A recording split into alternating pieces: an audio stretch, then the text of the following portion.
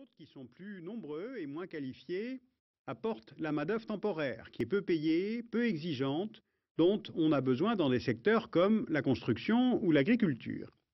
Là, ils viennent plutôt d'Amérique latine, surtout du Mexique.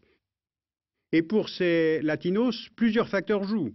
La proximité géographique, la présence d'un proche qui a déjà émigré, la possibilité de trouver un emploi, et bien sûr le mythe californien qui reste toujours très attractif. Et pourtant, plusieurs forces s'opposent à ces flux migratoires sud-américains. D'abord des quotas annuels d'admission par nationalité. Ensuite, depuis septembre 2001, toutes les mesures luttant contre l'immigration clandestine, comme le renforcement des contrôles ou bien la construction d'un mur le long du Rio Grande. Et aujourd'hui, la crise dans le bâtiment travaux publics, entraînée par la crise des subprimes. Résultat, l'immigration est de plus en plus difficile, de plus en plus longue, de plus en plus chère, alors que la demande d'émigration, elle, ne faiblit pas. Donc, de nombreux candidats ne renoncent pas et optent pour l'entrée clandestine, et à plusieurs reprises s'il le faut.